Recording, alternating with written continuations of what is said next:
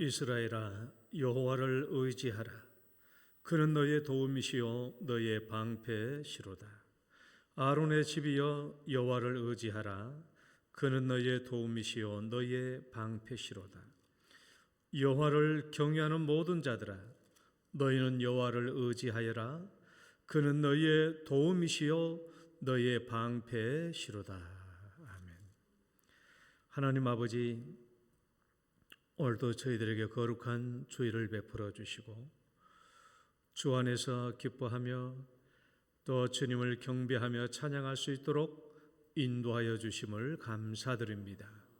성삼위 하나님, 이곳에 충만하게 임재하시고 사랑하는 주의 자녀들을 만나 주시고 말씀하여 주시고 마음의 위로와 격려를 더하여 주옵소서. 예수님 이름으로 기도드립니다. 아멘. 찬송가 1장입니다.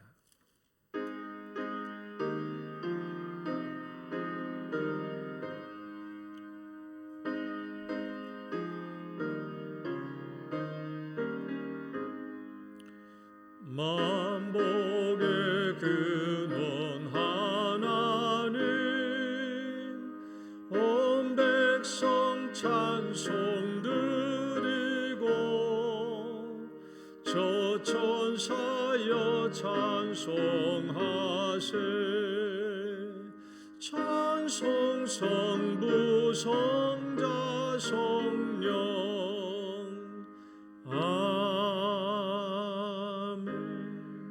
신앙 고백 드리겠습니다.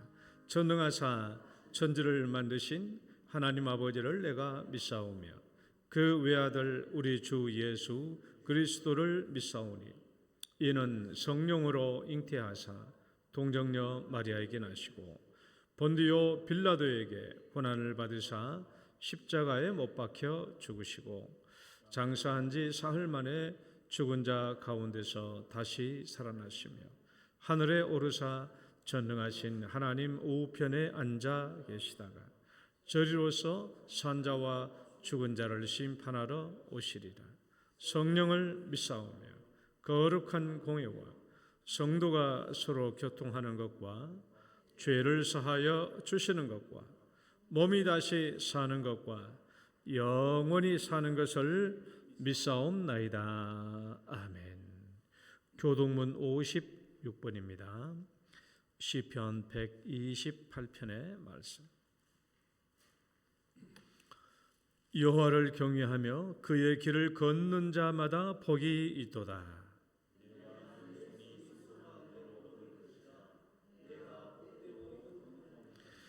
내 집 안방에 있는 내 아내는 결실한 포도나무 같으며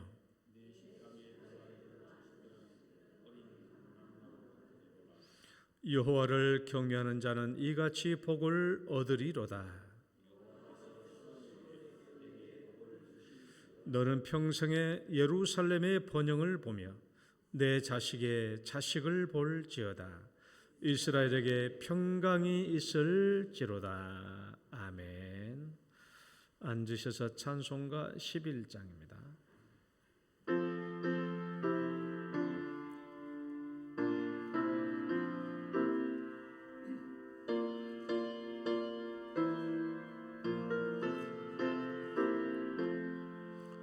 홀로 한 분 하나님께 천하 만민 경배하라.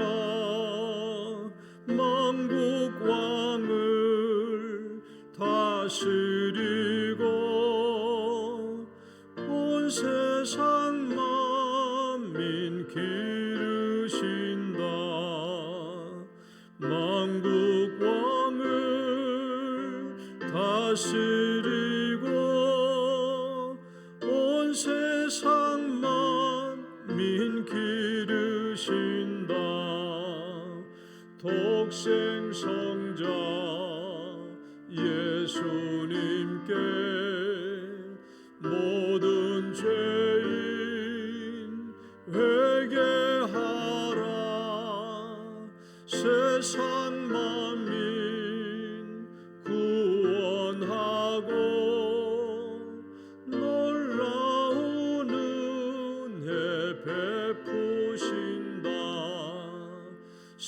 세상 만민 구원하고 놀라운 은혜 베푸신다.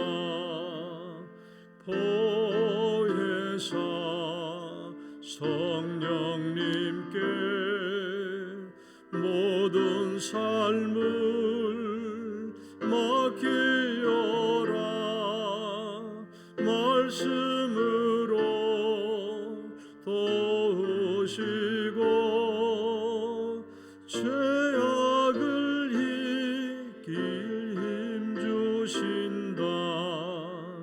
말씀으로 도우시고 죄악을 이길 힘 주신다. 아멘. 엄창옥 장로님 기도 인도하시겠습니다.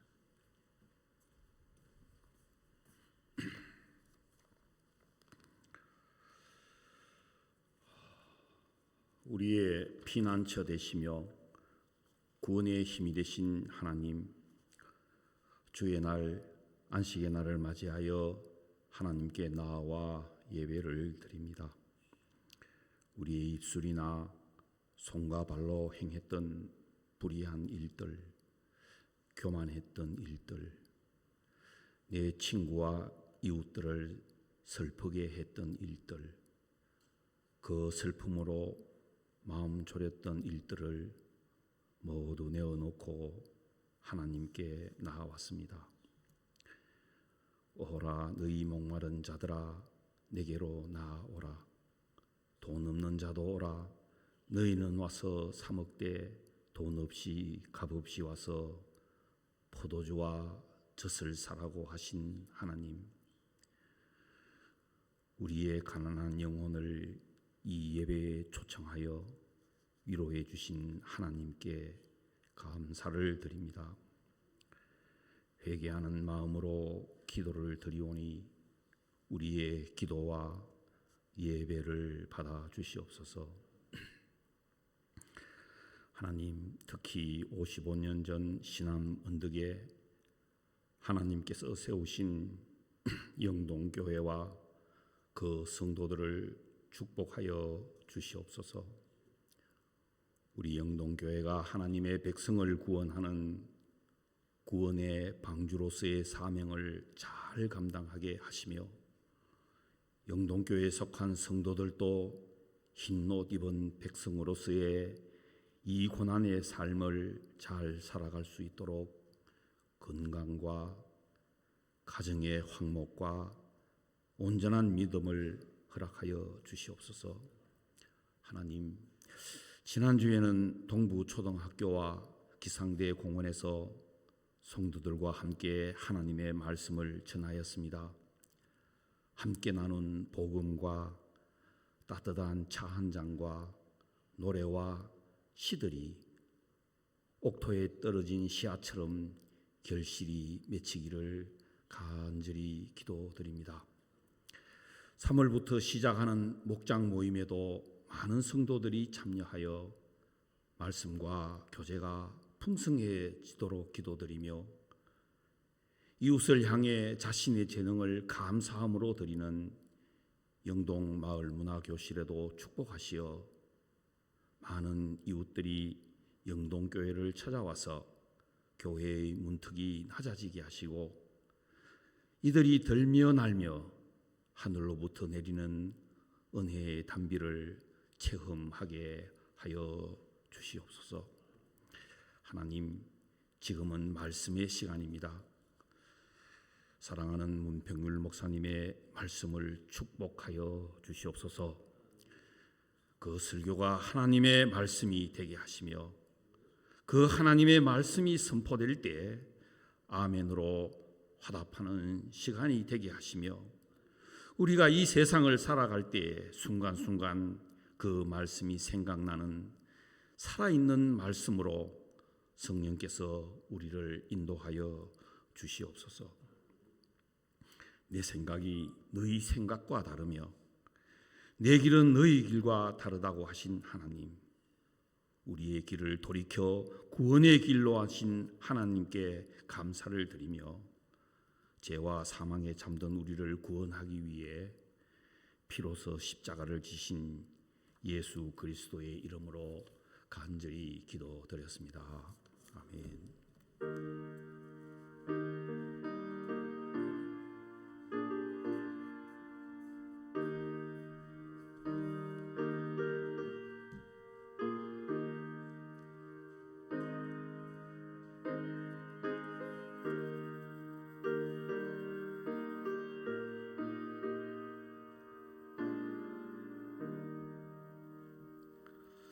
찬양 드리겠습니다. 날마다 숨쉬는 순간마다.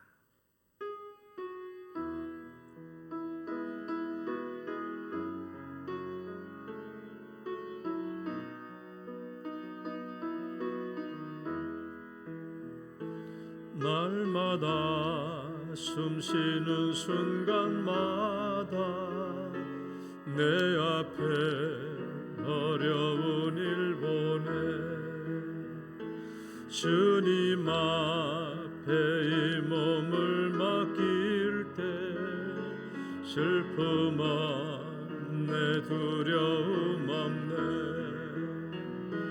주님의 그 자비로운 손길 항상 좋은 것 주시도다 사랑스레 아픔과 기쁨을 수고와 평화와 안식을 날마다 주님 내 곁에 계셔 자비로 날 감싸주시네 주님 앞에 이 몸을 맡길 때 힘주시 내 위로함 주네 어린 나를 품에 안으시사 항상 평안함 주시도다 내가 살아 숨을 쉬는 동안 살피신 나 약속하셨네 인생의 어려운 순간마다 주의 약속 생각해보네 내 맘속에 믿음 잃지 않고 말씀 속에 위로를 얻네 주님의 도우심 바라보며 모든 어려움 이기도다 흘러가는 순간순간마다 주님 약속 새겨 주님의 그 자비로운 손길 주님의 그 자비로운 손길 항상 좋은 것 주시도다 사랑스레 아픔과 기쁨을 수고와 평화가 어린 나를 품에 안으시사 어린 나를 품에 안으시사 항상 평안함 주시도다 내가 살아 숨을 쉬는 동안 살피시 나 약속한 주님의 도우심 바라보며 주님의 도우심 바라보며 모든 어려움 이기도다 흘러가는 모든 순간순간마다 주님 약속 새겨봅니다. 아멘. 오늘 주신 하나님 말씀 베드로후서 1장 5절로 7절 말씀. 베드로후서 1장 5절에서 7절 말씀.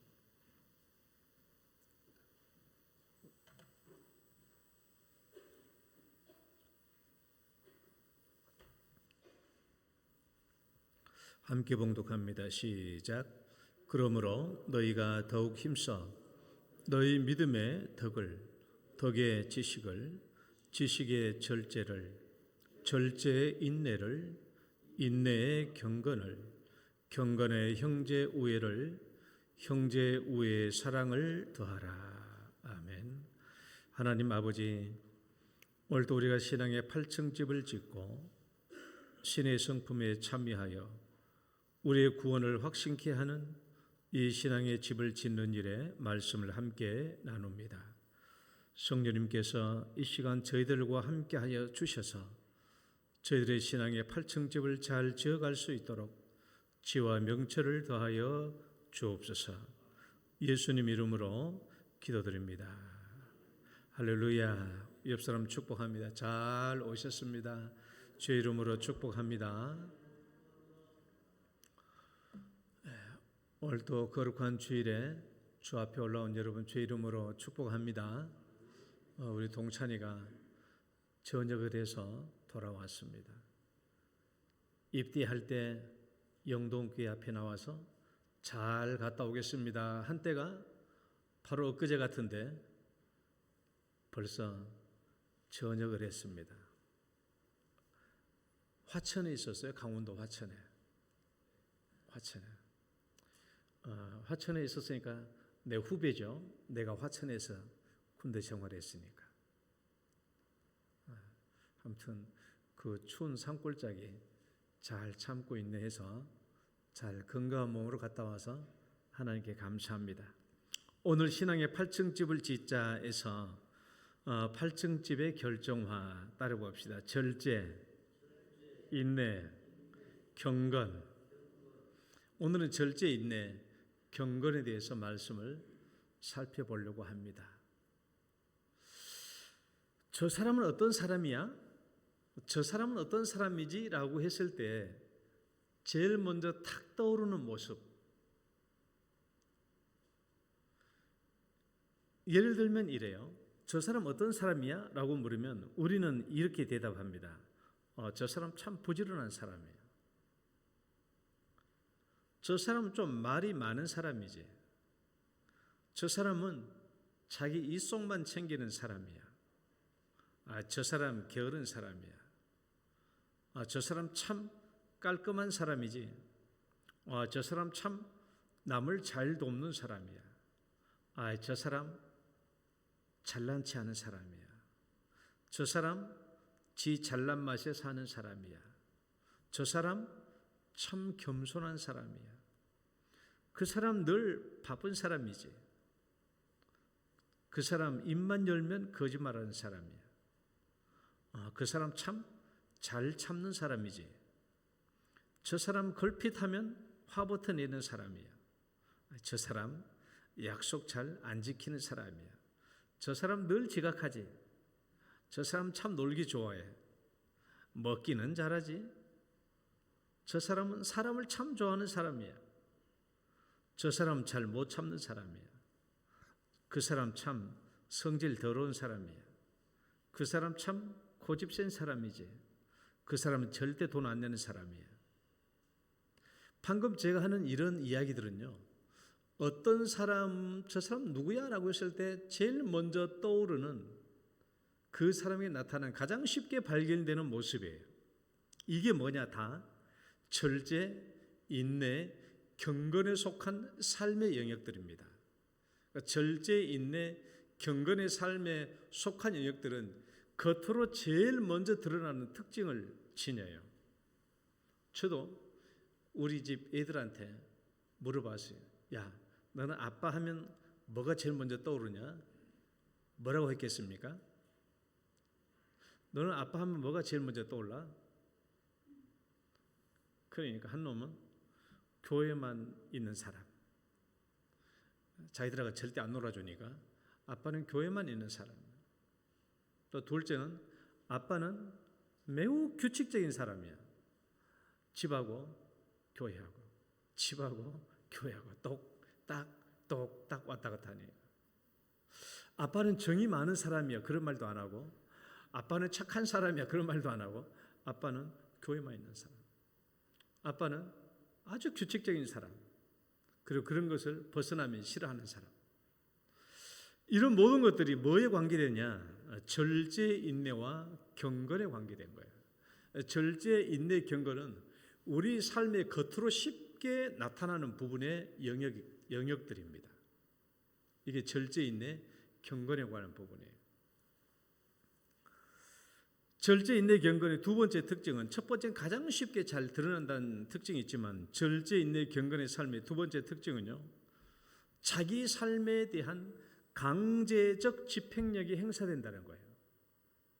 자기 삶에 대한 강제적 집행력이 행사돼요. 자기 삶을 스스로 억제하고 규제하고 정제시킵니다. 이것이 옳지 않다 싶으면 안 하게 해요. 하지 않습니다.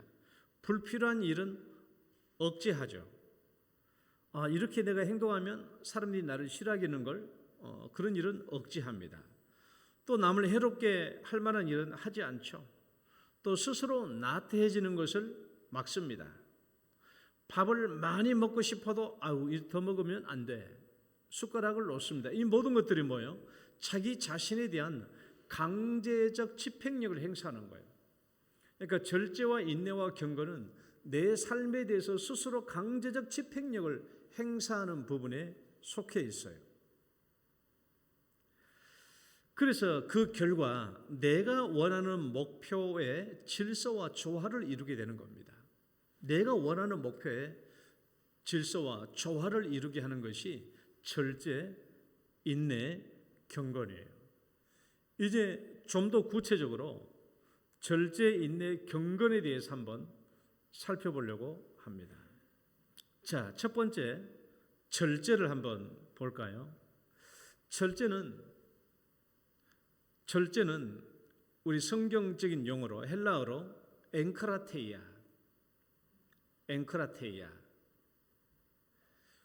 우리가 셀프 컨트롤이라는 말을 많이 쓰잖아요. 자제입니다. 자제. 셀프 컨트롤. 엔크라테이아. 이 말은 엔크라테스라는 형용사에서 온 말인데, 이 말은 뭐냐 그러면 엔크라테스는 강한, 지배하는, 억누르는, 자제하는 이런 뜻입니다. 그러니까 절제라는 말, 자제, 엔크라테이아라는 이 말은 이런 뜻이에요. 나 자신이나 어떤 상황에 대한 지배력 또는 통제권을 갖는 것을 얘기해요. 나 자신에 대하여 또는 어떤 상황에 대하여 지배권과 통제권을 가지는 것을 얘기합니다. 통제력을 의미하는 거예요. 이것은 우리가 고대 철학 소크라테스의 윤리학, 플라톤, 아리스토텔레스에 이르기까지 굉장히 중요한 도덕적인 덕목 속에 속했던 영역입니다. 엔크라테이아. 그러다가 이후에 스토아 철학이라는 게 있어요. 우리 사도행전에도 나오잖아요. 스토아 학파, 에피쿠로스 학파 나오잖아요. 스토아 철학에서는 가장 중요한 덕목으로 형성됩니다. 이성에 의한 절제. 그 스토아 철학에서는 굉장히 핵심적인 역할을 하는 게 이 절제, 엔크라테이아예요. 그래서 감각적인 충동을 절제하고 성적 충동을 절제하고 식탐과 음주와 향락을 절제하는 데 있어서 핵심적인 역할을 했던 게 엔크라테이아입니다. 그런데 이제 더 중요한 것은 하나님은 본래 우리에게 절제의 성품을 주셨다라는 거예요. 철학자들이 야, 이 앵크라테이아는 굉장히 인간에게 중요한 도덕적 성품이야라고 말하기 전에 하나님이 먼저 우리에게 이 절제의 성품을 주셨던 거예요. 한번 성경 말씀 봐봐요.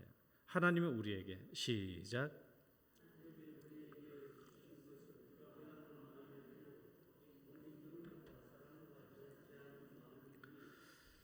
절제하는 마음을 하나님이 본래 우리 사람에게 주셨고 우리가 잘 알다시피 성령의 9가지 열매 중에서 가장 마지막 9번째 절제가 나오죠. 한번 읽어봐요. 시작. 오직 성령의 열매는 사랑과 희락과 화평과 오래 참음과 자비와 양성과 충성과 온유와 절제니 이 같은 것을 금지할 법이 없느니라. 이 같은 것을 금지할 법이 없다라는 말은 우리 안에서 반드시 나와야 할 성품이라는 거예요. 하나님은 고대 철학자들이 중요한 인간의 덕목이라고 말하기 전부터 하나님은 우리에게 절제의 성품을 주셨을 뿐만 아니라 절제의 성품을 요구하고 있다라는 거예요. 그러면 이 절제는 우리 삶에서 어떤 기능을 담당할까? 절제에 3가지 기능이 있어요. 간략하게 표를 보면 이렇게 되어 있어요. 간략 표를 보면은 절제, 이성에 의한 절제는요, 삶의 중앙 통제 센터 기능을 해요. 그다음에 삶의 목표 방향 설정을 기능을 합니다. 그다음에 삶의 가치 평가 판단의 기능을 해요. 이 모든 영역에 절제는 우리에게 강제적인 집행력을 행사합니다. 이 표로 말하면 이렇고 제가 이제 설명해 볼게요. 첫 번째, 절제는 우리의 삶 전체를 통제해요. 우리의 삶 전체를 통제한다. 통제 기능이 있어요. 통제 기능. 쉽게 말하면 이 절제는 뇌의 기능과 똑같아요. 뇌가 우리 삶의 전체를 통제하잖아요. 절제는 가장 이성적인 영역입니다. 가장 이성적인 영역. 그러니까 신앙의 8증집을 디는데 이 8증집에서 가장 이성적인 영역이 절제예요. 절제. 예를 들면은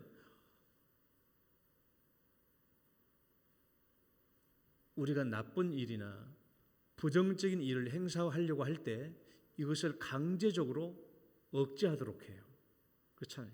저는 절대 등산을 할 때 위험한 길을 가지 않거든요. 일부러 위험한 길을 가지 안 가요. 돌아서 가요. 피해요. 우리 집 아이들 보고 절대로 놀이기구 타러 못 가게 합니다. 왜? 아무리 100번 안전하다고 할 때 100번 중에서 한 번이 위험해버리면 고장나버리면 위험하잖아요. 그래서 우리 집 애들에게는 항상 어린이날 무슨 날 이게 막 놀이기구 타는 거 나오잖아요. 고장나면 뉴스에 크게 나오지 않습니까? 그럼 뉴스에 크게 날 때 막 그때 막 와서 보라고 그래요. 저것 보라고. 그래서 절대 뭐 놀이기구 못 타게 합니다. 그런데 애들은 그렇게 말을 안 듣고 무조건 어디 가면 놀이기구 타고 막 그러더라고 보니까. 위험한 것을 스스로 막아. 그래서 절제하는 거예요. 위험한 것, 부정적인 것만 절제하는 게 아닙니다. 내가 저 사람을 도와야 될 텐데 안 돕고 싶어, 돈도 없는데 저 사람을 도와야 되냐라는 생각할 때 나에게 어떻게 강제적 집행력을 내려요? 야, 그래도 저 사람을 도와야지. 억지로도 하게 합니다. 이게 절제예요. 그러니까 나쁜 일도 못하게 하지만 선한 일을 안 하려고 하는 그것도 막아요. 이것이 절제가 하는 일이죠. 만약에 절제가 무너지면 어떻게 돼요? 여러분, 절제의 가장 반대편이 뭐가 있을 것 같아요? 절제의 가장 반대편은 중독이죠. 중독. 절제의 반대는 중독이에요. 완전히 이성이 마비되는 영역이죠. 이성이 안 통해. 중독은. 완전히 질서가 무너지고 방종이 자리 잡게 되죠. 그래서 절제라고 하는 것은 삶 전체를 통제하는 기능을 가지고 있어요. 중앙 통제센터 기능을 합니다. 두 번째는요. 읽어봐요. 절제는 시작. 절제는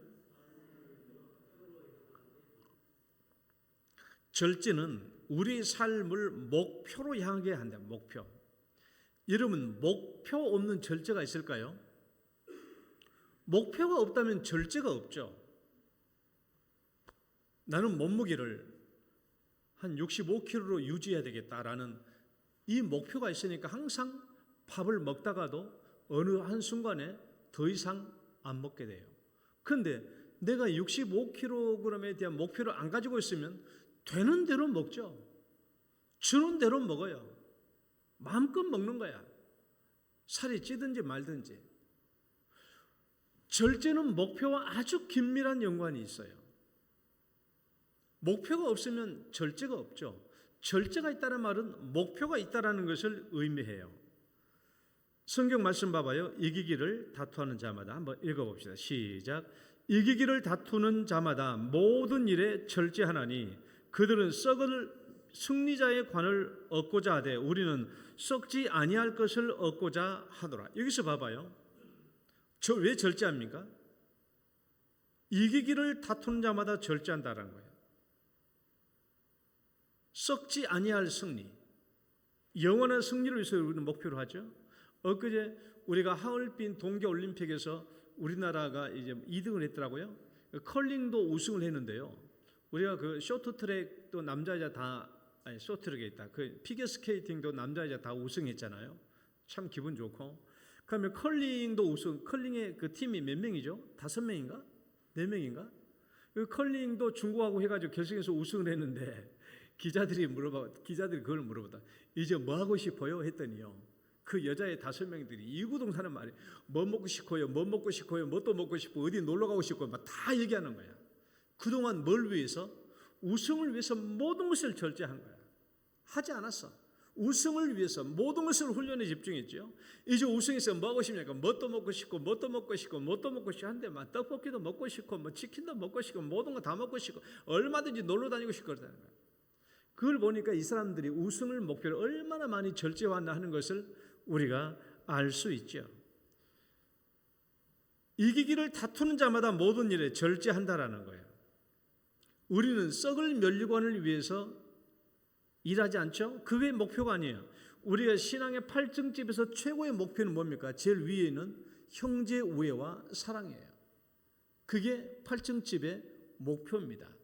형제 우애와 사랑이죠. 그리고 절제는 뭐냐? 이 목표를 성취하도록 우리 삶에 강제적 집행력을 행사하는 거예요. 이 목표 성취에 방해되는 것들은 억제하고 절제하고 금지하는 겁니다. 그래서 절제는 무엇과 관계가 있다? 목표와 관계돼요. 목표. 그 다음에 세 번째, 절제는 읽어봐요. 시작. 절제는 절제의 세 번째 기능은요, 기존의 삶의 모든 것을 같이 평가 판단한다는 거예요. 이것도 중요한 부분이에요. 여러분, 믿음과 덕과 지식을 통해서 뭐라고 그랬죠? 믿음과 덕과 지식을 통해서 온갖 잡다한 것이 다 내 안에 들어옵니다. 지식? 별의별 것 다 들어와요. 여러분, 우리가 지식이 얼마나 많아요. 유튜브 보지, 뭐 보지, 뭘 통해서 우리가 모든 잡다한 지식 다 들어옵니다. 온갖 믿음도 다 들어와요. 온갖 믿음 다 들어와요. 그런데 바로 이 위에 뭐가 있어요? 절제가 있는 거예요. 절제.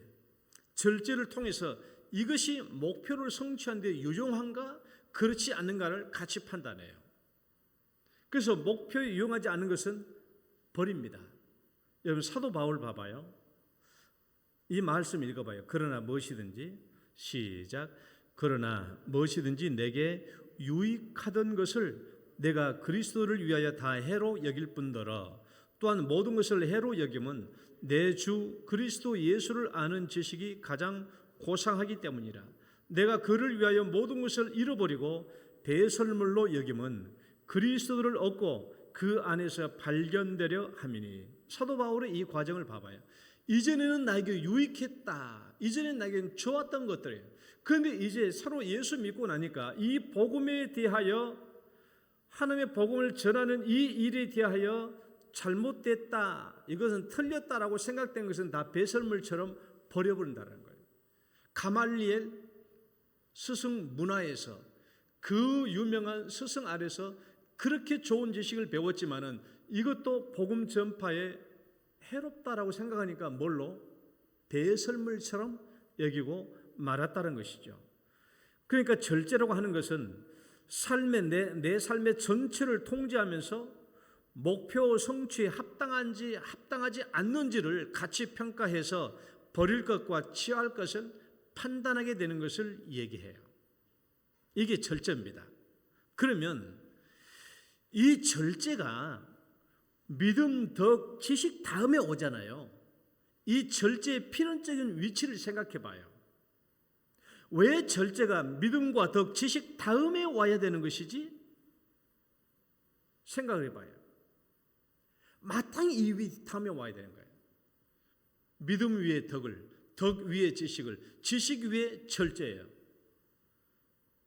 믿음, 덕, 지식 위에 절제가 와야 돼요. 믿음, 덕 위에 절제가 와도 되고 안 와도 되는 것이 아닙니다. 반드시 믿음, 덕, 절제 위에는, 믿음, 덕, 지식 위에는 절제가 와야 돼. 왜 그런가 하면요, 방금 말했다시피 믿음, 덕, 지식을 통해서 온갖 잡다한 것이 내 안에 다 들어옵니다. 별게 다 들어와요.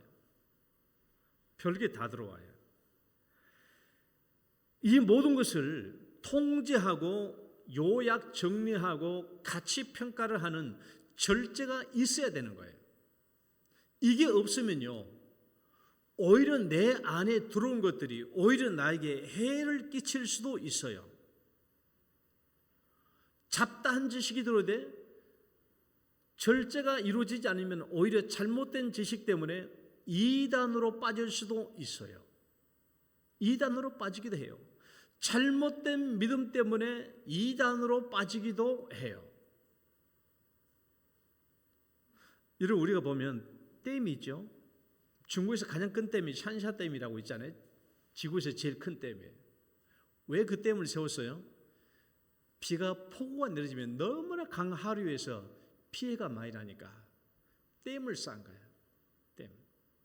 댐을 쌓으니까 아무리 홍수가 나도 피해가 나지 않아요. 이게 댐의 기능인데, 그 댐은 물만 가두냐? 그렇지 않죠.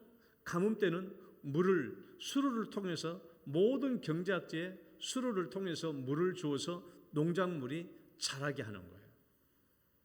여러분, 절제라는 것은요, 댐과 비슷해요.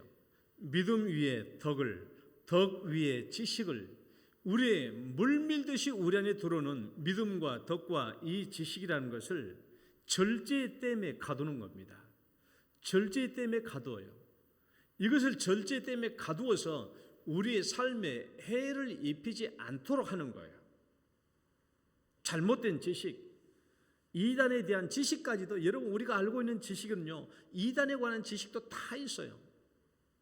이단에 관한 믿음까지도 다 들어와 있어요. 이런 것들을 가치 평가 판단하는 것이 절제거든요. 절제는 그것만 하는 게 아니에요. 내 안에 들어온 덕과, 그리고 믿음과 덕과 지식을 적절하게 절제를 통해서 배분을 해요. 마치 댐에 쌓여있는 그 물을 적절하게 수로를 따라서 공급해 주는 것처럼 우리 절제는 어떻게 하냐. 예를 들면 이래요. 내가 한 달에 200만 원 월급을 받는데 내가 하나님께 다 헌금하고 싶어. 그런데 나도 먹고 살아야 되잖아. 그러니까 내가 절제를 해. 내가 200만 원 중에서 얼마 정도까지만 하나님께 헌금해야지라고 규정을 정합니다. 내가 교회에서 드려지는 모든 예배를 다 참석하면 좋겠어. 그런데 내 일과가 있고 시간이 있잖아. 그러니까 나는 일주일 동안 우리 교회에서 드려지는 예배 중에서 요것을 내가 꼭 참여해야 되겠어 라고 정하는 거예요. 뿐만 아니에요. 나는 우리 교회에서 어떻게 모든 영역에 대해서 마찬가지예요. 이 절제라는 것은 내가 모든 것을 다 해주면 좋겠지만 그게 아니야. 아이고, 가난한 사람 다 도와주면 좋지. 그러나 나는 사지가 멀쩡한 사람이 나한테 구걸하러 오면 나는 안 줄 거야. 내 나름대로 정하는 거예요. 다 절제. 그러니까 절제는 내 안에 들어오는 모든 것들을 통제해서 적절하게 배분하는 이런 기능을 하는 겁니다. 그래서 절제는 반드시 믿음 위에 덕 위에 지식, 이 위에 반드시 절제가 있어야 되는 것이고, 있어도 되고 없어도 되는 것이 아니에요. 반드시 이 위에 절제가 있어야 믿음, 덕, 지식을 같이 평가하고 좋은 것만 나타나게 하고 우리의 삶을 조화롭게 균형을 이루게 하는 것입니다. 그렇지만 이렇게 한번 생각해 봐요. 절제력이 있는 사람일수록 더 좋은 사람인가요? 절제력이 있는 사람일수록 더 좋은 사람입니까? 문제는요, 어떤 절제력이냐 하는 거예요. 어떤 절제력이냐. 여러분, 정말 절제력이 심해가지고 구두쇠가 되면 어떻게 되겠어요? 과도한 절제력 때문에 구두쇠가 되면 우리가 그 사람을 누가 좋은 사람이라고 하겠습니까? 그러니까 절제력은 있거든요. 그러니까 문제는 뭐예요? 어떤 절제력이냐에 관한 것이죠. 그럼 우리는 좋은 절제력을 가져야 돼. 좋은 절제력을 가지려면 뭐가 필요해요? 좋은 절제력을 가지려면 좋은 믿음, 좋은 덕, 좋은 지식 위에 세워져야 되는 거예요. 그러니까 왜 절제가 믿음, 덕 위에 세워져야 되느냐? 믿음, 덕, 지식을 통제하고 절제시켜야 될 필요만 있는 것이 아니라 믿음, 덕, 지식 위에 절제가 세워져야 하기 때문에 그래요. 좋은 믿음 위에 절제가 세워지고 좋은 덕 위에, 좋은 지식 위에 절제가 세워져야 되는 거예요. 예를 들면 좋은 믿음 위에 절제가 세워진다고 쳐봅시다. 그럼 절제의 질이 달라지죠. 믿음이 별로 없을 때는 가난한 사람에게 1,000원만 주는 거예요. 1,000원만 줘도 된다고 생각을 했어요. 믿음이 더 커지면 10,000원 정도는 가난한 사람을 줄 수 있어요. 그러니까 더 믿음이 커지면 5만 원까지 줄 수 있어요. 내가 믿음이 적을 때는 난 주일날, 나는 일주일 중에 주일날 오전 11시 비면 드려야 되지 라고 결정을 해요. 잘못돼도 많은 것이 아니지만은 믿음이 적으면 그래요. 그러니까 믿음이 점점 커지면 어때요? 나는 예배를 금요 기도회에 내가 와서 꼭 기도를 해야 되겠다라고 결정을 해요. 믿음이 커질수록 절제의 분량은 달라지는 거예요. 또 믿음이 커질수록 구제의 분량도 달라지고, 믿음이 커질수록 절제는 거기에 따라 영향을 받습니다. 그러니까 좋은 절제는 뭐 영향을 받아요? 좋은 믿음, 좋은 덕, 좋은 지식의 영향을 받아요. 그래야 좋은 절제가 나오는 거예요. 그렇기 때문에 절제의 필연적인 위치가 어디에 있다? 믿음, 덕, 지식 위에 절제가 나오는 이유가 있는 거예요. 믿음, 덕, 지식을 같이 평가, 판단하기도 해야 되지만은 좋은 덕, 좋은 믿음이 세워져야 좋은 절제가 나오기 때문에 그렇다라는 것입니다. 우리는 어떤 절제를 가졌느냐에 따라서 저 사람은 구두쇠야 라는 말을 들을 수도 있고, 저 사람 사랑이 참 많은 사람이야 라는 말을 들을 수도 있죠. 그래서 여러분, 우리의 좋은 절제가 만들어지려면 우리가 좋은 믿음, 좋은 덕, 좋은 지식 위에 세워져야 되는 거예요. 그다음에 두 번째, 인내를 볼까요? 인내. 절제 위에 인내라고 그랬어요. 자, 인내는 헬라어로 휘포모네, 휘포. 어원적인 뜻을 보면 휘포라는 말은 어디 아래란 뜻이에요. 아래란 말이고, 모네라는 말은 머물다라는 뜻이거든요. 머물다, 남다라는 뜻이에요. 그러니까 어디 아래 머물다. 휘포모네는 어디 아래 머물다, 어디에 견고히 서다, 확고부동하게 서 있다라는 뜻이에요. 그러니까 이것에 대한 명사형이 휘포모네인데, 휘포모네는 어떤 상황이나 상태에 끝까지 머물다, 어떤 상황이나 상태에 자신을 계속 거기에 꽁꽁 묶어 놓다라는 말이에요. 그러니까 인내란 말은 우리가 그냥 인내는 그냥 참고 있다, 참다라는 말이지만 본래의 의미는 뭐냐? 어떤 상황 아래에 계속 거기 있는 거예요. 어떤 상황 아래에 그 자리에 계속 있는 거예요. 어떤 상황 아래에 자신을 꽁꽁 묶어놓고 있는 거예요. 그 상태에 계속 머물러 있는 거예요. 확고부동하게 그 자리에 머물러 있는 거예요. 이게 인내입니다. 우리 성경 말씀 한번 봐봐요. 또 너희가, 시작, 또 너희가 내 이름으로 말미암아 모든 사람에게 미움을 받을 것이나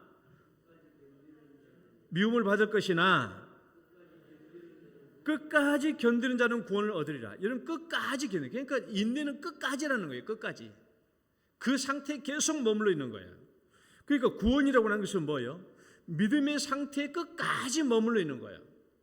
믿음의 상태에 끝까지 내 자신을 꽁꽁 묶어 놓는 거예요. 믿음의 상태에 확고부당하게 서 있는 거예요. 그게 인내입니다. 만약에 그 믿음과 그 믿음에서 나를 풀어버리면 어떻게 되겠어요? 믿음의 자리에서 그냥 떨어져 나가게 되죠. 그럼 구원을 못 받게 되는 거예요. 그러니까 인내는 어떤 상황 아래 자기를 꽁꽁 묶어놓는 거예요. 움직이지 못하도록. 어떤 상황에 확고부동하게 그 자리에 서 있는 거예요. 이게 인내입니다. 인내. 그래서 인내로 구원을 얻는다. 마지막까지 내가 그 믿음에 붙잡혀 있는 거예요. 그래서 인내로 구원을 얻는 거예요. 그래서 인내를 간략하게 표를 보면 이렇게 설명돼요. 인내는 특정 상황 아래 끝까지 머무는 것, 그리고 인내는 절제의 상황을 끝까지 유지하는 것, 끝까지 목표를 붙잡는 것. 두 번째, 세 번째 제가 이제 설명하도록 하겠습니다. 이제 이러 한번 생각해 봐요. 인내는 왜 절제 위에 있어야 되지? 왜 인내는 절제 다음에 와야 되는가? 그건 와도 되고 안 와도 되는 게 아니에요. 절제 다음에는 반드시 인내가 와야 되는데 왜 절제 위에 인내가 와야 하는가? 가장 쉬운 대답은 절제 상태를 계속 유지하도록 하기 위해서 그렇다는 거예요. 방금 인내가 뭐라고 그랬죠? 어떤 상황 아래 계속 그 자리에 있는 거예요. 그러니까 절제라는 상황 아래 계속 그 자리를 유지하는 게 인내입니다. 절제의 상황을, 절제의 상태에 계속 유지하는 것이 인내예요.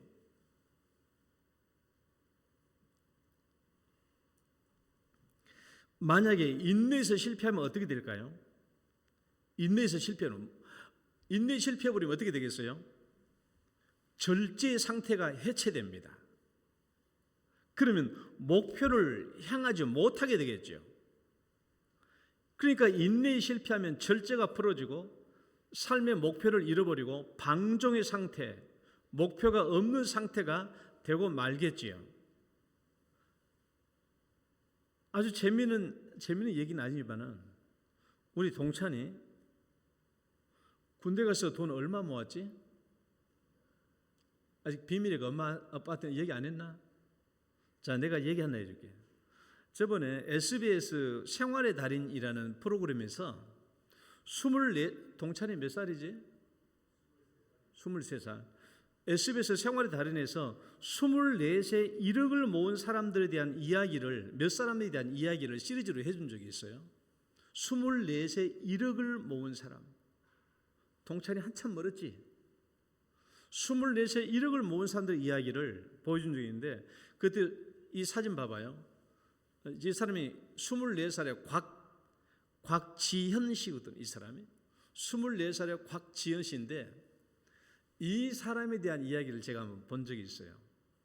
이 사람이 예를 들어 이 사람이 1억 모으기를 목표를 잡았어요. 여러분, 뭐 1억 모으기가 꼭 다 좋은 목표라는 건 아닌데, 이 곽지현 씨는 어떤 사람이냐 그러면 아버지가 일찍 돌아가셨어. 그러니까 엄마가 행상으로 자기를 키운 거야. 우리 자기들 3남매를 키웠어. 그러니까 이 곽지현 씨가 가만히 보니까 우리 엄마가 사는 것도 변변치 않고 겨우겨우 살아는 거야. 아버지도 안 계시지.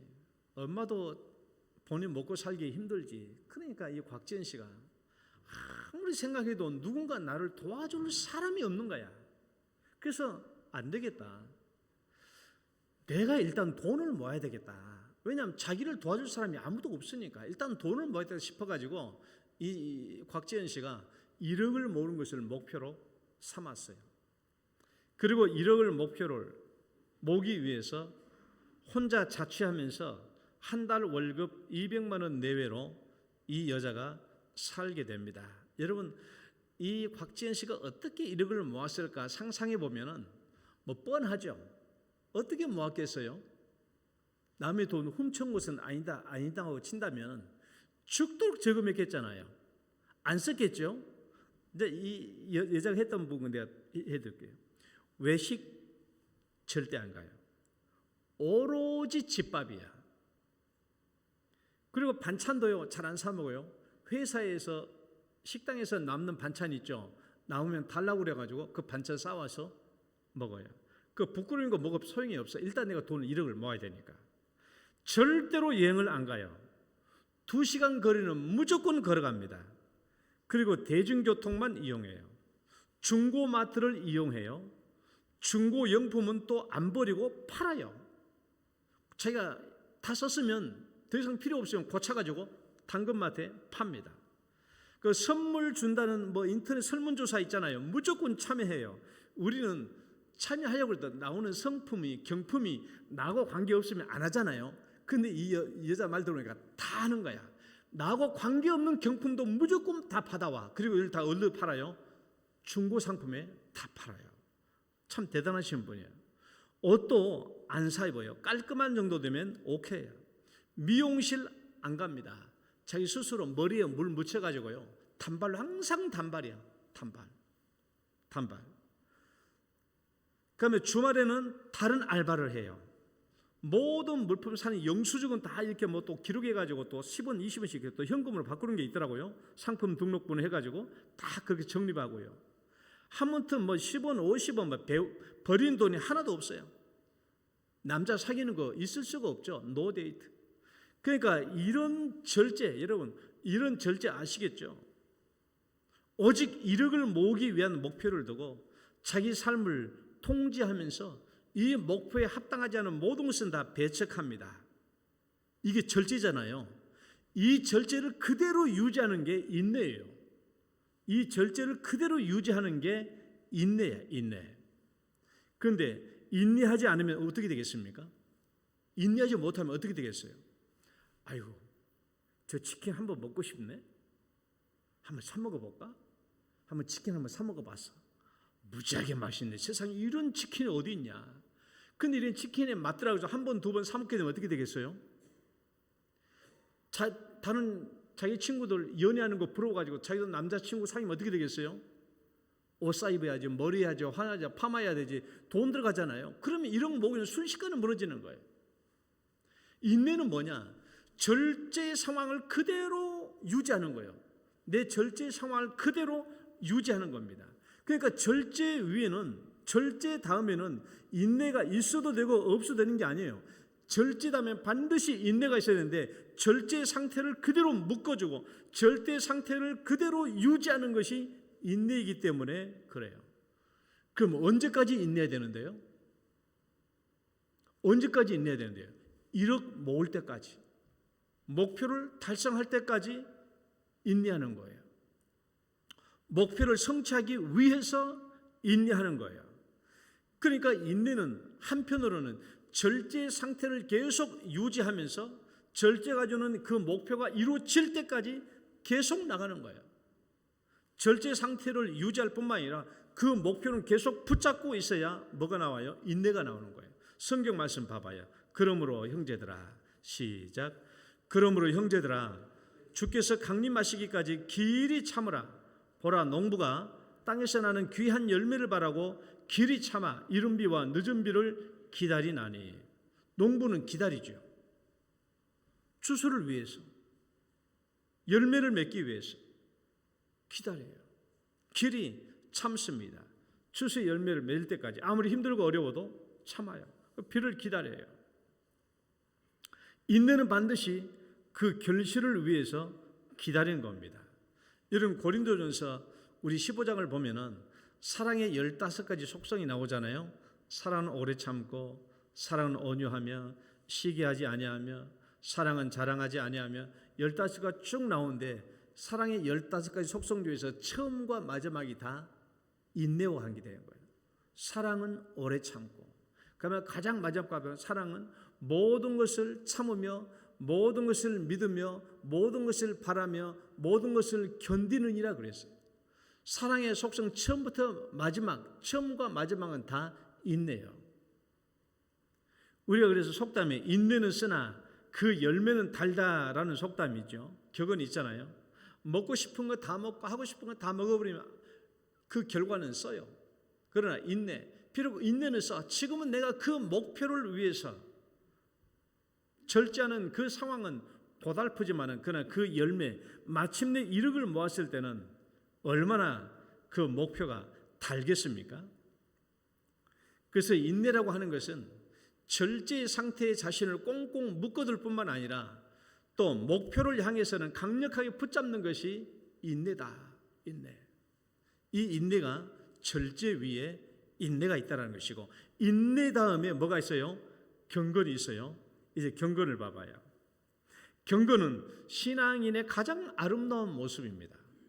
신앙인의 가장 아름다운 모습이 경건한 삶이에요. 경건은 헬라어로 유세베이야. 경건, 신앙심이 깊음, 하나님을 두려워함, 하나님을 경외함, 이런 뜻인데, 이 유세베이야라는 이 말을 좀 더 분명하게 설명해 보면 다음과 같은 단어들을 좀 분석해 볼 필요가 있어요. 내가 옛날에 한번 얘기해 준 적이 있는데 기억날지 모르겠습니다. 한번 봐봐요. 첫 번째는요, 세보마이예요. 세보마이. 밑줄이 있는데 세보마이, 두려움으로 움츠러들다, 경배하다라는 말이에요. 또는 유세베이야, 방금 말한 대로 우리가 말한 경건, 신앙심, 하나님을 두려워함, 이런 뜻이죠. 유세베야, 형용사형입니다. 유세베스, 경건한, 신앙심이 깊은, 하나님을 두려워하는. 테오세베야, 테오는 하나님이잖아. 테오세베야, 하나님을 두려워함, 하나님 공경, 경건이라는 뜻이에요. 또 아세베야, 아는 부정어잖아요. 부정접두사. 세베, 경건함이 없는, 불경건, 불경함이에요. 그런데 여기에 나와 있는 모든 단어들을 보면은 공통적인 어근이 하나 들어가요. 공통적인 어근이 들어가는데 그 어근이 세브야. 세브가 공통적인 어근으로 다 들어가 있다고, 저기 단어가. 그러니까 세브라는 공통 이 어근이 뭐냐? 이 세브라는 어근은 무슨 의미냐 그러면, 거리를 유지하기 위하여 어떤 사람 또는 어떤 사물로부터 뒷걸음치다라는 뜻이에요. 이 세브라는 어근이 다 포함돼서 경건이란 말이 들어가는데, 이 세브란 말의 어근의 뜻이 뭐냐 그러면은 거리를 유지하기 위하여 어떤 사람 또는 어떤 사물로부터 뒷걸음치다라는 거예요. 그러니까 이 말은 적절한 공간, 적절한 거리를 유지한다라는 의미입니다. 그러니까 경건이라는 말을 쉽게 생각하면 어떤 대상과 나 사이에 가장 좋은 거리, 가장 적절한 거리를 유지하는 것이 경건이에요. 그러니까 하나님과 나 사이에 가장 적절한 거리를 유지하는 것이 경건이에요. 만약에 여러분 옛날에 우리가 이런 말 있잖아요. 할아버지가 손자를 귀엽다 하면 나중에 손자가 어떻다고요? 할아버지 수염을 집어 뜯는다고요. 그러니까 하나님과 나 사이의 거리가 너무 좁아져 버리면 어떻게 돼요? 나는 나처럼 하나님하고 친한 사람이 어디 있어? 라고 생각하니까 하나님 당신 꼼짝마, 나한테 죽을 수가 있어, 이렇게 말하는 정광훈 씨처럼 그렇게 말할 수도 있는 거예요. 하나님과의 거리가 적절한 거리가 안 되죠. 유지가 안 되는 거예요. 그러면 사람이 어떻게 돼요? 경거망동하게 되는 것이죠. 이제는 제가 왜 인내 다음에 경건이 와야 되는가 하는 것을 제가 말씀을 드릴게요. 인내의 경건의 필연적인 위치죠. 어떻게 보면은 왜 와야 되는가? 자, 이제 저를 봐봐요. 이제 어차피 내가 지금 얘기한 것은 다 책에도 없으니까, 성경에 없으니까 나를 봐봐요. 절제 다음에 인내 다음에 경건이라고 그랬죠. 여러분, 절제를 잘하고 인내를 잘하면 여기서 나오는 경건의 모습은 자연스럽게 경건이 나올 수밖에 없어요. 그러니까 경건은 인내와 절제와 인내의 꽃이라고 그래요. 절제와 인내의 완성이 경건이에요. 절제하고 인내를 잘하면 거기서 만들어지는 좋은 습관이 뭡니까? 경건이에요. 그러니까 경건은 우리의 삶의 가장 아름다운 모습이 경건입니다. 그 경건인데, 그러면 예를 들면 이거예요. 자, 쉽게 설명해 볼게요. 자, 경건의 삶이 뭐냐라고 했을 때, 자, 아까 얘기했죠. 1억을 모은다. 1억을 모으는 것이 목표로 했을 때, 1억을 모으는 것을 목표로 했을 때 여기에 가장 합당한 삶이 경건한 삶이에요. 그러니까 1억을 모으는데 가장 합당한 삶이 뭐예요? 노 데이트, 데이트 안 해. 노 여행, 노 출입, 여행 안 해. 노 데이트, 데이트 안 해요. 노 메이크업 없는 옷 안 입어요. 절대 집에서만 밥 먹어요. 외식 안 해요. 전략하고 아껴요. 이런 모든 것이 뭡니까? 1억을 모은다는 그 목표에 대한 합당한 모습이고 1억을 모으는 것에 대한 이 목표에 대한 경건한 삶이 요거예요. 나는 새 옷 안 사 입어. 나는 외식 안 해. 나는 데이트 안 해. 나는 여행 안 해.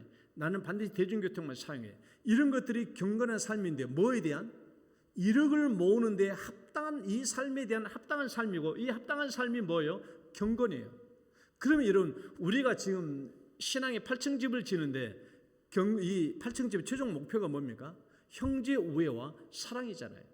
형제 우애와 사랑을 우리가 목표로 삼고 있는데 형제 우애와 사랑이라는 이 목표를 놓고 살 때에 여기에 합당한 절제와 인내의 삶을 살다 보면 이건 당연히 뭐가 나와요? 경건의 삶이 나오는데 사랑과 형제 우애와 사랑이라는 이 목표에 합당한 삶, 가장 적절한 삶이 경건이에요. 또 형제 우애와 사랑이라는 이 목표에 가장 적절한 거리에 있는 좋은 거리에 있는 것이 경건한 삶이에요. 경건한 삶. 경건한 삶은 다른 것이 아니라 어떤 목표에 대한 절제와 인내가 이루어지면 당연히 거기서 나오는 삶의 습관들이 경건의 모습으로 나타날 수밖에 없어요. 나타날 수밖에 없다. 그리고 이 경건은 목표에 대한 가장 적절한 거리, 목표에 대한 가장 좋은 거리예요. 1억을 모으는 데 가장 적절한 거리, 좋은 거리가 방금 말한 대로 노 데이트, 노 메이크업, 노 여행 이런 것인 것처럼 우리는 사랑이라는 목표를 놓고 그 사랑이라는 목표가 가장 적절한 거리에 있는 우리의 삶의 습관들이 경건의 삶이 된다라는 것입니다. 그래서 참된 경건이란 어떤 모습인가? 우리 말씀 한번 봐봐요. 하나님 아버지 앞에서 읽어봐요. 시작. 고아와 과부를 그 환난 중에 돌보고 또 자기를 지켜 세속에 물들지 아니하는 그것이니라. 목표가 어디예요? 사랑이에요. 참된 경건의 목표는 사랑이에요. 고아와 과부와 환난 중에 있는 사람들을 돕는 거예요. 경건은 그 목표가 사랑입니다. 반면에 또 어때요? 자기를 지켜 세속에 물들지 아니하는 거야. 세속과는 적절한 거리를 두는 거예요. 하나님과의 관계는 멀고 세상과의 거리가 가까워 버리면 이건 불경건이죠. 좋은 신앙이 아니에요. 우리가 사랑이라는 목표를 확고하게 붙잡은 방면에 우리를 그런 것에서 떨어지게 하는 것, 멀어지게 하는 이 세속과는 또 적절한 거리를 유지하는 것입니다.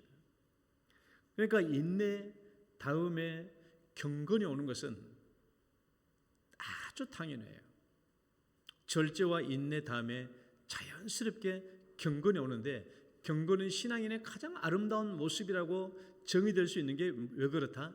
이것은 우리의 신앙 목표와 가장 좋은 거리에 있는 거예요. 가장 적절한 거리에 있는 거예요. 그래서 우리는 경건의 삶을 추구하는 것은 우리 분명한 신앙의 목표와 가장 적절한 거리에 있는 삶의 모습이다. 말씀을 맺습니다. 여러분, 절제와 인내와 경건은 내 삶에 대한 강제적 집행력이 행사되는 거예요. 목표와 어울리지 않는 것은 다 억제하고 규제합니다. 이건 절제나 인내나 경건의 삶에서 다 같이 나오는 거예요. 그렇지만 또 다른 공통점은 뭐냐 그러면 절제와 인내, 경건 다 한결같이 뭐예요? 목표를 향하고 있다는 거예요. 목표를 향하고 있어. 그래서 제가 절제, 인내, 경건을 뭐라고 그랬어요? 신앙의 삶의 결정화 단계라고 했어요. 결정화. 이것은 그냥 우리의 삶을 아무렇게나 놔둔 것이 아니라 목표를 향하여 목표를 성취하는 데 가장 적절한 삶으로 만들어간다는 거예요. 우리의 삶을 결정화시키는 거예요. 그래서 사도 바울은 이런 삶을 뭐라고 설명했냐 그러면 이 말씀 읽어봐요. 내가 내 몸을 쳐. 시작. 내가 내 몸을 쳐 복종하게 함은 내가 남에게 전파한 후에 자신이 도리어 버림을 당할까 두려워함이로다. 바울이 날마다 자기 자신의 삶을 쳐서 복종케 한다는 말은 뭐예요? 그리스도의 복음을 전하는 일에 합당한 합당한 목표, 그 모습에 자기 자신을 가장 적절하게 유지한다라는 거예요. 그렇지 않는 모습에 대해서는 자기 삶에 대해서 스스로 강제적 집행력을 행사하는 것이죠. 자기 목표를 바라보고. 또 바울의 이 말씀을 봐봐요. 형제들아, 읽어봐요. 시작. 형제들아, 내가 그리스도 예수 우리 주 안에서 가진 바 너희에 대한 나의 자랑을 두고 단언하노니 나는 날마다 죽노라. 날마다 죽노라. 이 말은 뭐예요? 예수 그리스도의 부활에 합당한 모습을 내 목표로 삼았을 때 그 목표에 합당하지 않은 잘못된 것, 부정적인 것, 죄악된 것에 대해서 내가 날마다 죽겠다라는 거예요. 내 자신이 날마다 죽겠다라는 거예요. 우리는 바울과 같은 절제와 인내와 경건의 삶을 살고 있는지요? 나는 절제의 삶이 있는가? 절제의 삶이. 나는 내 삶 스스로에게 주재하는 강제적 집행력이 행사되고 있는가? 한번 잘 생각해 봐요. 나는 너무 자유분방하게 살고 있냐? 나는 내 삶에 대해서 강제적 집행력이 많다고 생각해요. 그래서 우리 집 아이는 아빠는 왜 자꾸 교회만 있어? 다른 아버지들은 목사들은 맨날 자식들하고 놀러 많이 다니는데. 요 근래에도 우리 집안에 우리 가족들에게 싸움이 있었어요. 우리 집 애들이 여행 가자고 1박 2일로 여행 가자고. 월요일날 화요일날. 그래서 나는 못 간다고 그랬어요. 그것 때문에 우리 집에 이제 아주 쌩하게 찬바람이 불고 있는데 나는 왜 교회만 있냐? 뭐 교회 있는 거예요. 왜 교회만 있냐? 왜 규칙적이냐? 그렇죠. 나는 내 목회의 일이 이거니까 이 일을 내가 해야 되니까 스스로 이게 벗어나는 일은 안 해요. 안 합니다. 내 자신을 나는 방종하거나 내 자신을 스스로 무질서하게 해본 적이 없어요. 나는 설사 오늘 하루 종일 어디 밖에 놀러 갔다 왔다고 할지라도 오늘 어디 가가지고 밖에 늦게 왔어. 오늘 어디 밖에 가가지고 어디 친구들이랑 오늘 월요일이니까 오랜만에 놀러 가자고 등산 가서 아주 늦게 왔다 치더라도 나는 반드시 교회 와서 하루 일과를 마칩니다. 교회 갈 필요는 뭐가 있냐고 말하지만 그러나 교회 와가지고 내 삶을 정리해야 끝나는 거예요. 여러분 생각해 봐요. 나는 내 삶에 대한 스스로 삶에 대한 강제적 집행력이 있나? 이건 절제 인내와 경건에 관계되는 말이에요. 절제 인내와 경건은 그것만이 아니에요. 내가 분명한 어떤 목표를 가지고 있다는 것을 의미해요. 목표를 가지고 있다. 그래서 우리 모두 형제의 우애와 사랑이라는 이 목표를 성취하기 위해서 절제와 인내와 경건의 삶을 살아가는 우리의 모든 성도 되시기를 축원합니다. 하나님 감사합니다. 오늘 또 저희들을 불러주시고 또 말씀 가운데 세워주신 것 감사합니다. 우리가 사랑의 목표를 가지고 또 절제와 인내와 경건의 삶을 살게 하여 주옵소서. 예수님 이름으로 기도드립니다. 아멘. 찬송가 85장입니다.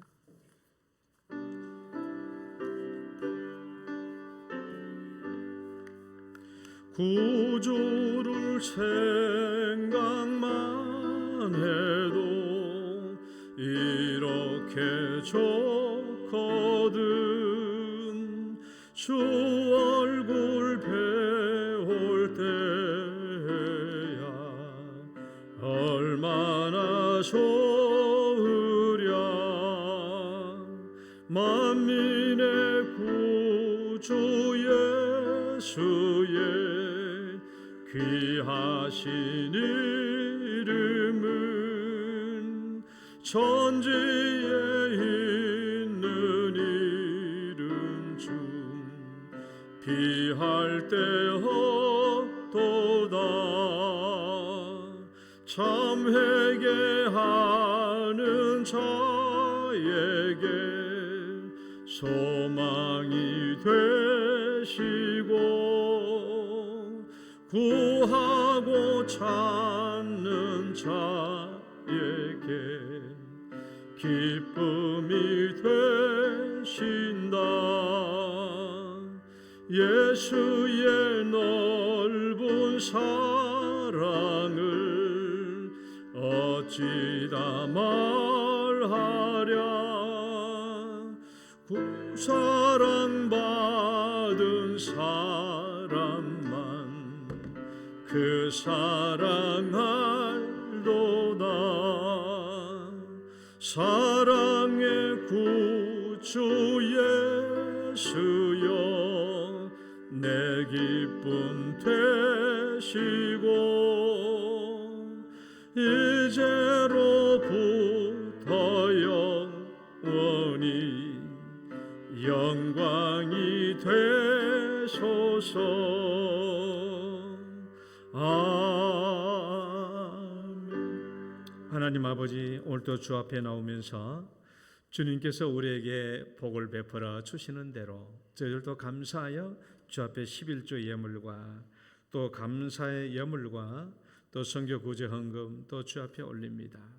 또 군대 제대해서 또 주 앞에 우리의 모습을 보이며 건강하게 돌아왔음을 감사로 주 앞에 예배로 올립니다.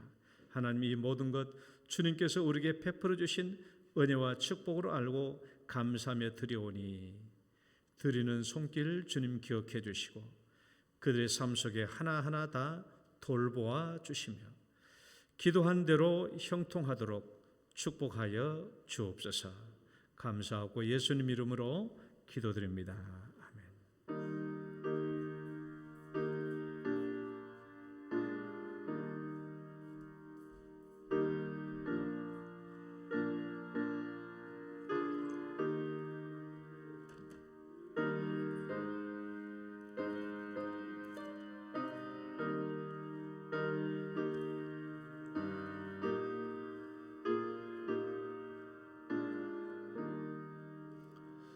교회 소식 전하겠습니다. 오늘 헌신 예배 있습니다. 오후 일남전도회 헌신 예배, 2부 예배 후에 전도회 원례회 있겠습니다. 전도위원회 모임이 있습니다. 1시에 유초동부실에서 있겠습니다.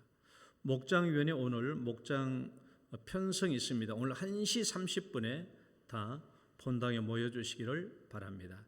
이번 주 금요 기도회에는 윤상덕 목사님 오셔서 말씀 전하시겠습니다.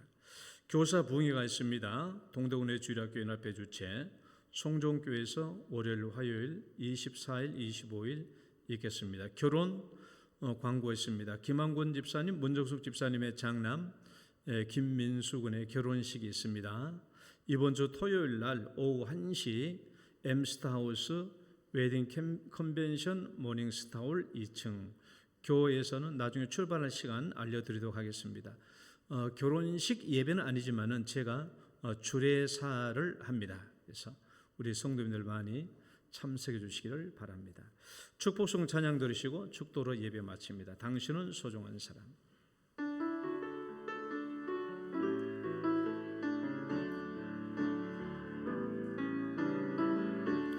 당신은 소중한 사람, 당신은 존귀한 사람, 이 세상에 하나뿐인 당신은 내겐 너무나도 소중한 사람. 그런 당신을 사랑해요. 그런 당신을 축복해요. 사랑받기에 합당한 당신을 주의 이름으로 사랑함. 우리 옆 사람에게 축복합니다. 주의 이름으로 축복합니다.